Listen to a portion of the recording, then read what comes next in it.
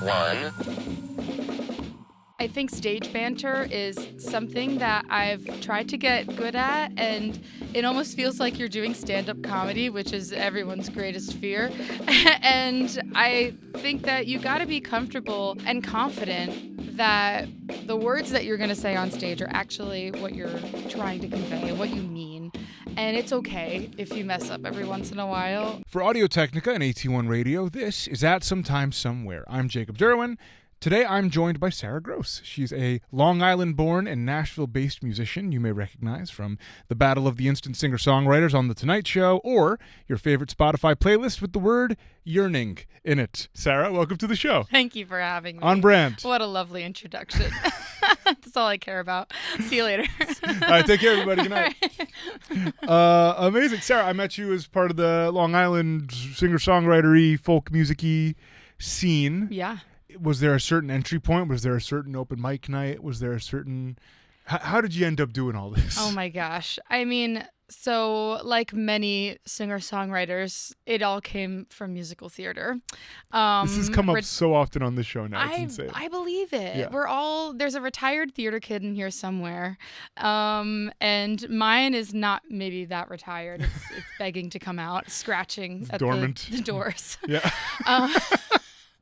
But I was in musical theater, but still quite afraid of performing. It was like I used to be a dancer for many years, and my older brother was a musician, so everything he did, I, of course, also had to do. That's right. And I started to record on my grandma's iPod Touch. She had GarageBand, and then I would record myself, with the little Apple headphones. Mm-hmm. And my mom would post my SoundCloud covers on her Facebook. And God bless your mother. God bless her, Yeah. Wendy. She's an icon. And I was in rehearsal one day, and the producer of my high school musical came up to me, Kathy. She said, "Sarah, when were you going to tell me that you wrote your own music?" And I said, I didn't even know that anybody else was listening to this. And she said that her husband, Bill, and her daughter, Delaney, had a studio in their garage, and they record music all the time. And if I was interested, she wanted to bring me around and show me, kind of the world that was out there. So really before that, I wasn't aware of any of the music industry, of the Long Island scene, or just that you could even record music in a studio that wasn't in LA or Nashville or Manhattan. I didn't know that was a thing. Other ones were just around. Yeah, I just, that was like, I don't know, they existed in this imaginary world and couldn't possibly happen in my hometown, So that's really where I got started and how I caught the bug of recording and performing, and they kind of showed me the ropes on all of that, and I'm still very, very close with them. So, Do you remember what that musical was? My freshman year, it was Grease, and I was a Burger Palace girl. Burger Palace girl. That was one of the waitresses at the restaurant. It was just ensemble. Oh, okay. Got it. Was just it gave us a name so we didn't feel bad, So you said you were kind of afraid of performing. Was being part of an ensemble like the safety net, where you're surrounded by other people, you're not the focus? When did you do you still have that kind of shyness about performing solo, and you kind of just overcome it every single night, or do you remember a time when the dam kind of cracked? It's interesting. I was a dancer from ages 3 to 15. Sure. And I was very comfortable on stage as a performer, but I was very uncomfortable singing in front of people. Okay. Yeah. And I think that over time, I used to bus at a restaurant near my hometown, and I got over this fear very quickly because one day I was, scrubbing tables and soaked in maple syrup and bleach, and somebody said, we're looking for music at our sister restaurant, and you could make like $100 a night there if you sang for 3 hours. And at this point I was like, I'm quitting this job. I am learning how to play the guitar, and I'm just going to fake it till I make it. Wow. And it kind of was the perfect place for me because I could just kind of sing and nobody was listening because it was brunch, and I was just able to cut my teeth a little bit. And I think just doing that every single weekend was how I overcame that. Yeah. Yeah. In front of unsuspecting diners. Yeah.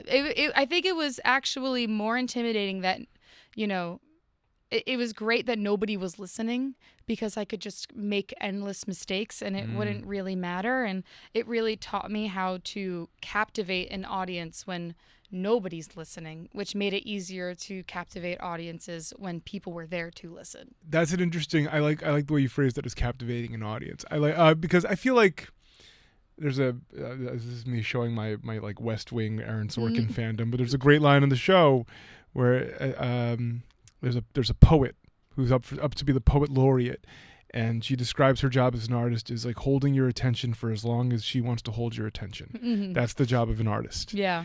Do you feel that way, that part of your job is just to keep you focused on what's going on in the show? And how does one do that? What are the tips and tricks you learned? Falling on your face in between songs is so important to learn early. I think stage banter is something that I've tried to get good at, and it almost feels like you're doing stand-up comedy, which is everyone's greatest fear. And I think that you got to be comfortable just, and confident that the words that you're going to say on stage are actually what you're trying to convey and what you mean. And it's okay if you mess up every once in a while. I think a lot of times we feel it's easier to sing the songs than it is to talk in between them when we're performing. And I think I need to go to a place of delusion for a little bit and just enjoy it and not run away from it. Does a little bit of delusion go a long way? Absolutely. That's how I've gotten anywhere. That's why I'm here. Just a little bit. Yeah. If you're not delusional, you're just not having fun. I'm going to say it. You're making yourself way more miserable if you're not a little delulu. Hell yeah. Yeah. Absolutely. And then next album title. A Sarah Gross is a little delulu. Goes a long way. A little delulu goes a long way. That's good too. Amazing. You went to school in Syracuse? Yes. Okay, the one venue I know about in Syracuse, and I believe you must have played here, is Funkin' Waffles. Oh, yes. For folks who don't know about Funkin' Waffles, tell them about Funkin' Waffles. It's exactly what you think it is. It's funk music and waffles? Music, venue, and waffles. Okay. Actually, the venue was created by a Syracuse alum who was in a funk band, and the stage is actually separate from the restaurant, but you do get the wafting smell of waffles while you're performing. I've seen Lawrence play there. I've seen all different bands. We've had school recitals there. And really? Yeah, every time I go back to Syracuse, I always end up back at Funkin' Waffles. So. Didn't you open for Lawrence at some point? I did. Tell me about that. I was in school, actually, in college. It was right after the pandemic, and they were having an opener contest. And I don't know if maybe the pool of people that applied was zero other than me, but I won. Okay. And it was really cool. It's bizarre. Sometimes you open for people and then you play the show and then you kind of, move on with your life. You know, it has a special memory, but I still meet people that are like, I saw you at Lawrence in 2021. Yeah. And, either they still hang around or, random people were at that show, and yeah, it was really cool. I want to talk about the art of the opening act, because you've now opened on top of Lawrence. I mean, Sammy Ray, Bella White, not insignificant artists. Sammy Ray has blown the heck up in the last year or two. I love them so much. I mean, my wife and James go way back. They're bassists. So tell me, I mean, especially with these kinds of bands like Lawrence, Sammy Ray, these full-throated big bands, layers and layers and layers. And most of your performances that I've seen of you specifically is often solo. Mm-hmm. So how do you work that room? How do you hold their attention? How do you captivate the audience? I think I've gotten really lucky with the people that I've gotten to open for. Yeah. Again, because their audience, all theater kids. That's the running through line here? I'm telling you. Yeah. And I think that, when you open for people, they have no clue who you are when you step on that stage. And it's kind of your job to give them a story to tell when you leave that stage. And I love storytelling. It's part of the music that I make, having country be such a big influence in my music, and also my theater background. And I think that we're all just telling stories here over and over again in all of the mediums of art. And I think that's kind of how I do that is just try and connect with them through that and tell them a little bit about where the songs are coming from or why I'm designing the set list in a certain way. And I don't know, when you're an opener, you're one of them. You're also a fan of the band that all of these people are here to come and see. And I think that when you could level with them and also be excited to be there, they become excited for you too. And it almost feels like you just made a bunch of friends. Whereas when I'm headlining something and, my fans are there, I also feel like we could be friends, but it's a little bit different because they're, expecting to see me. There's a different dynamic. Yeah. Interesting. I never thought of it as like, I'm with the audience on this one. This is, I'm also here to see XYZ. Right. Interesting. Yeah. You just mentioned the country influence, which is, so look, there's the Long Island thing is funny. I'm also from Long Island, and I feel like part of Long Island is like Queens and part of Long Island is like Alabama. Yes. And you're from the part that's like Alabama. Yeah. But it's not Alabama, it's Long Island. So tell me, how does the country thing come into play? You go out to some of these mics and some of these shows, if you go further out in like Suffolk County, and you'll find like country influence, but you'll also find like people doing sea shanties. So like what's going on out there, and how did it impact you, and how did this all happen? Long Island is not really known for country music, but my parents loved country music.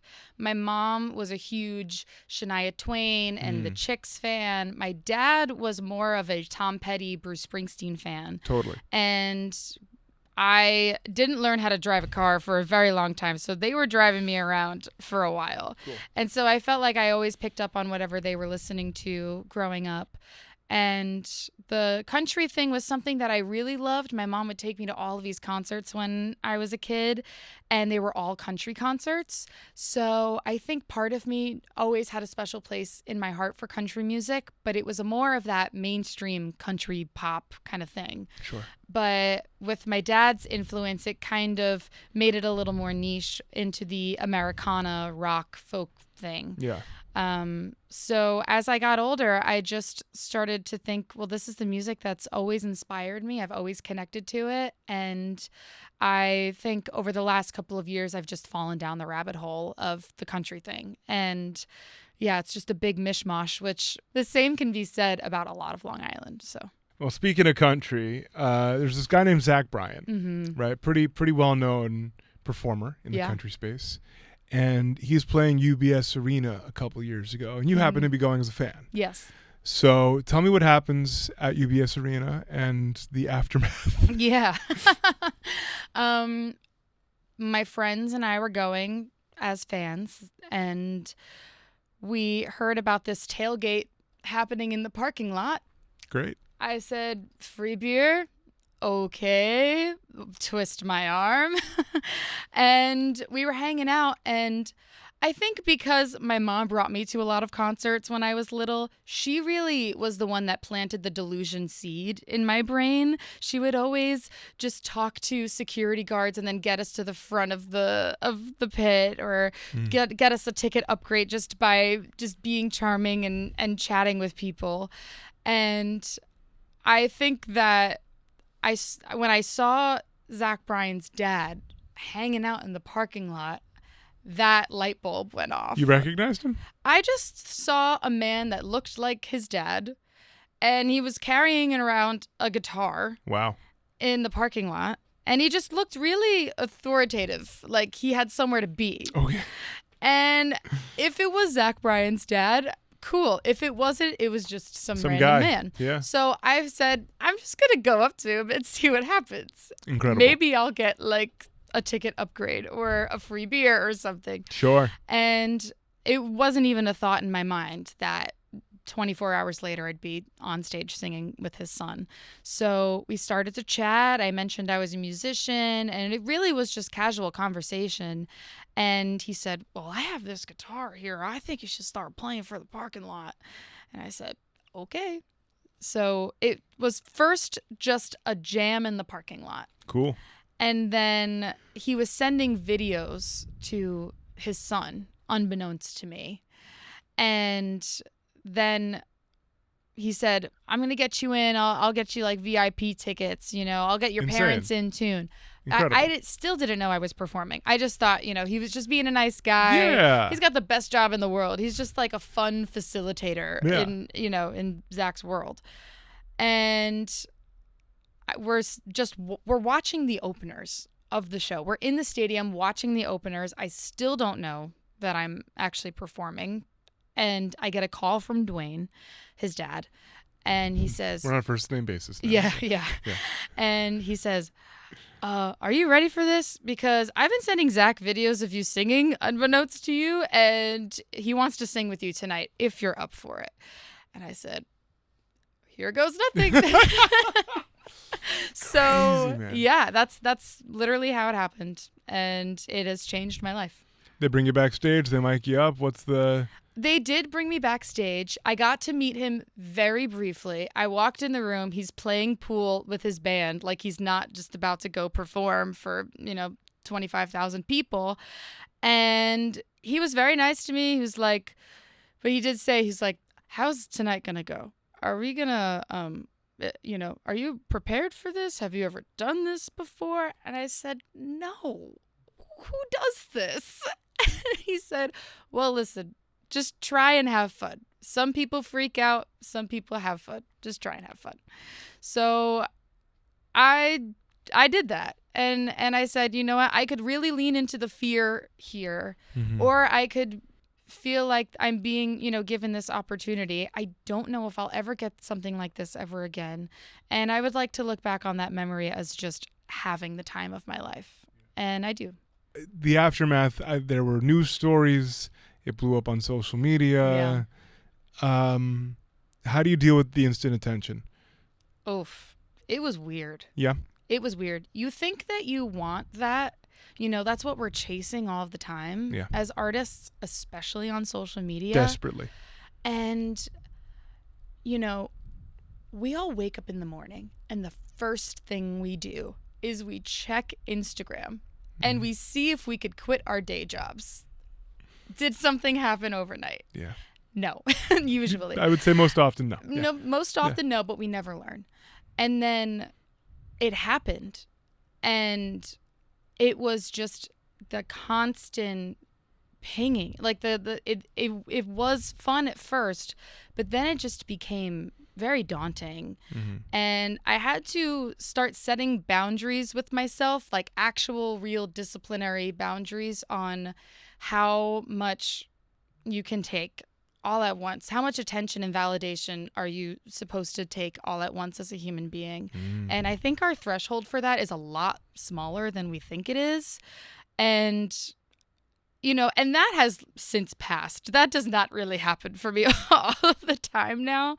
But, every once in a while when it does, I feel like I really had to go through that and learn a lesson about, compartmentalizing the reason for making music and performing from, striving for all of that. And does that really equal success? So, yeah, it was weird. It raises the question of performance in real life versus performance on social media. When you're on stage for a set amount of time, you are performing as a curated persona of yourself. You know the set list. You've probably done at this point in your career, you've probably done the banter to a certain degree. You kind of know what to say, how you're going to say it. You know how to captivate an audience.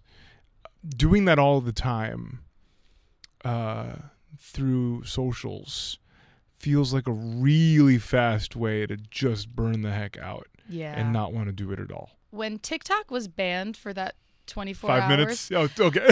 Yeah, or whatever. Yeah. I started to think, what am I going to miss?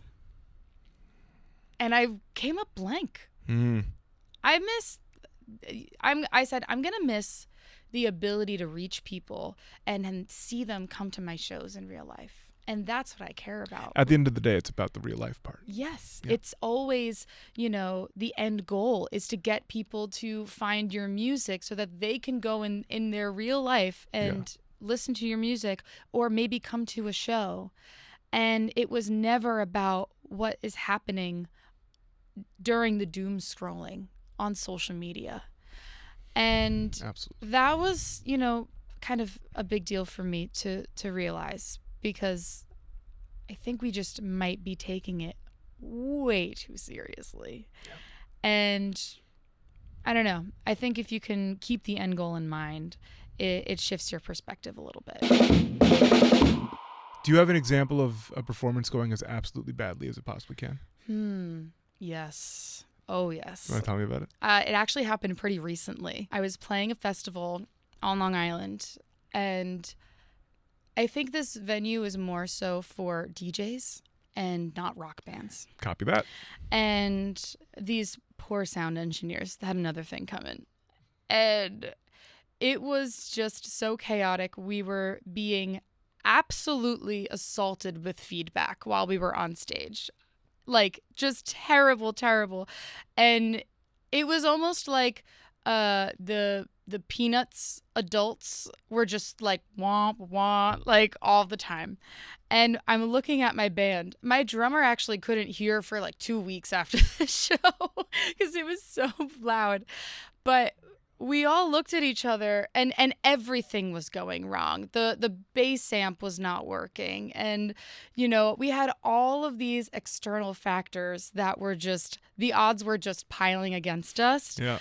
And we all looked at each other and we were like, you know what? Let's just have fun. Let's just try and get through this without losing our minds and just really hope and pray that, us playing together day in and day out is enough to get through the next 40 minutes of this set. And it was. And I think we did a good job. And you just kind of have to, what do they say in Madagascar? Just smile and wave. Smile and wave, boys. Yes, that was us. But it worked out. Can you tell me about a performance by another artist that completely shifted something for you internally? It could have, you saw a lot of live music growing up, a lot of artists. Maybe there was just one show in particular that you were like, something just moved. Or maybe it's a video you're obsessed with like maybe if there's, some guy did a concert in 2009 and you watched a 30-second clip from it every day before you go to bed. You know what I mean? Like it's something like that kind of affected the way you approach music. Yeah. I think there's two things that come to mind. Yeah.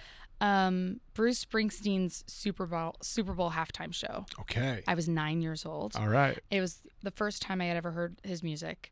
And my dad and all of his middle-aged men friends were gathered around this TV like I would when Hannah Montana was on the TV. And this is their Hannah Montana? This is their Hannah Montana. And he's playing the Super Bowl. It's a big deal. It's a big deal. It was an actual big deal. Yeah.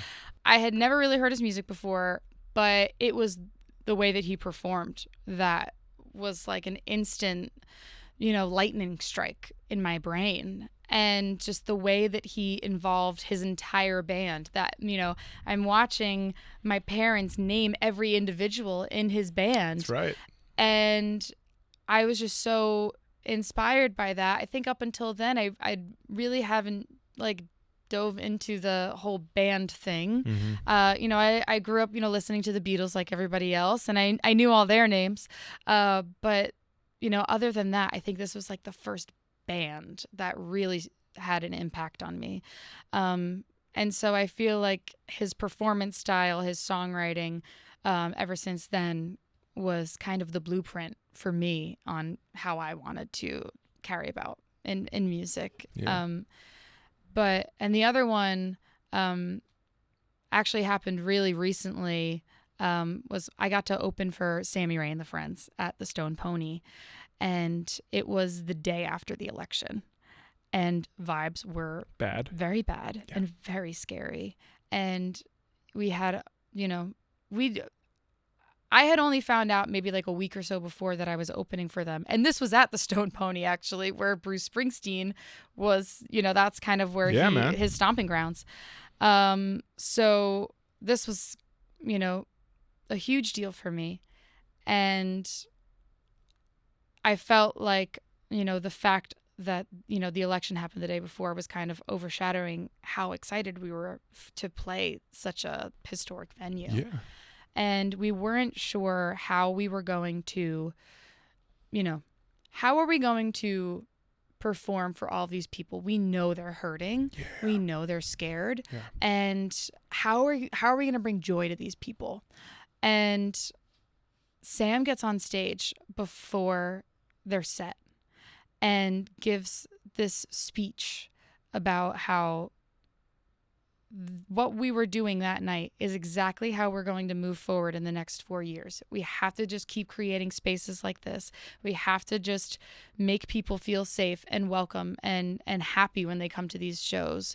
But we also need to acknowledge what's going on in the world. And I think just the way that they addressed the elephant in the room and then gave the most electrifying performance I had ever seen from them is always going to stick in my brain, because they just handled that with so much grace and so much heart and so eloquently. And, they're friends of mine, but they're also someone that I've looked up to for a very long time, far before becoming friends.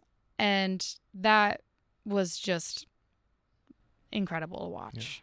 Yeah. The ability to turn a lot of concerned faces into celebratory ones. Yeah. It's a magic trick. Yeah, it really is. Yeah. It was like flawless. Yeah. You were saying Bruce Springsteen. Me and my wife were looking at each other going, I think Sammy might be Bruce Springsteen. Yes. Oh yeah. like legit. Like, yeah. I haven't really seen a front woman like that in a very long time. I agree. Yeah. I agree. Sarah, you've recorded many of your songs yourself in your bedroom studio. And so for this lightning round, I'm going to list off items you might find in a bedroom. Oh my gosh. And you're going to tell me how you're going to use them to record either instrumental or vocal tracks for a new song. Are you ready? I guess so. Great. Pillow. If you punch it, could be a really good kick drum. Number 2, duvet. Duvet. Oh my gosh. Maybe a towel over a snare drum to dampen it. Smart treatment. You don't want it being too live in a little bedroom, right? Yeah. Sure. Now we're getting weird. Ready? Lamp. You could, I guess these are all percussion things. You could hit it with a stick. It could be like a hi-hat or something. I mean, I guess I can also see some of these things being used like hanging them up in the room to reduce reverb. Oh, you're just talking about being in the room? Or it could be instruments too. Okay. Either way. We were just producing I am super down to just hit everything. Producing out of the bedroom. Absolutely. That works too. You called me wise like 2 minutes ago, and I said he has no idea how dumb I am. Hey man, I think you hit a light bulb gently with the stick. You get a really cool little glass sound. I think that's perfect. Yeah. How about a dresser? Let's get creative here. Oh man. Well, now I feel like my brain is going back to just normal stuff. I actually do use a dresser to hold all of my microphones and cables. That's your mic locker at home? That's my mic locker. Completely valid answer. Yeah. Very smart. How are you going to use the closet? The closet, I actually do. Okay, so yeah. Some cables that I can't hang, I'll put in the dresser, but I will take regular old clothes hangers and then wrap my cables around them, and then I'll hang them on the hanger, and then that's how I do my cable management. It's in your closet. It's literally in my closet. I thought you were just going to say like vocal booth or something. Nah, man, this is like an extension of your... Yeah. Oh, that's fantastic. What would you do with a mirror? You could use it to see your mic placement. If you're doing like a side, what do they call it? Side chaining, like microphones or something. Yeah. See if your angles are good. I've never done that before, but I could. It's an idea. Or you can just keep hitting the mirror with sticks. Yeah. You're gonna use an alarm clock sometime, get some sound effects in there. Oh yeah, you could use it as like a synth, A synth, you're gonna like get some programming out of the, like some people do with Game Boys, they'll like take like beep, the... beep, beep. Yeah. Yeah. Yeah. Little sample situation. Yeah. I'm looking for that on the next album.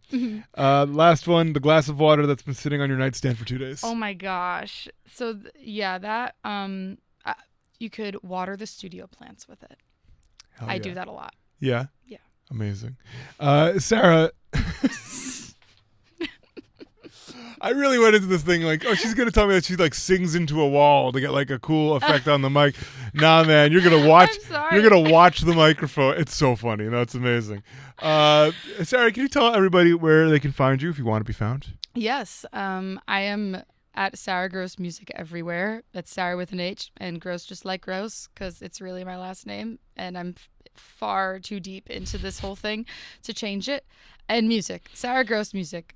And then it's Spotify, Apple Music, all that good stuff. I just dropped an EP in March, and I've got a new album on the way that I've been recording for about a year now, and that'll be out soon. And you can find us at AT1 Radio on Instagram. That is AT_1ONE_radio. And of course, you can learn more about Audio-Technica and its many excellent microphones and headphones and more on our website, audio-technica.com, audio-technica.com. Sarah, thank you so much for doing this. Thank you so much for having me. Yeah, this man. was lovely. Oh, good.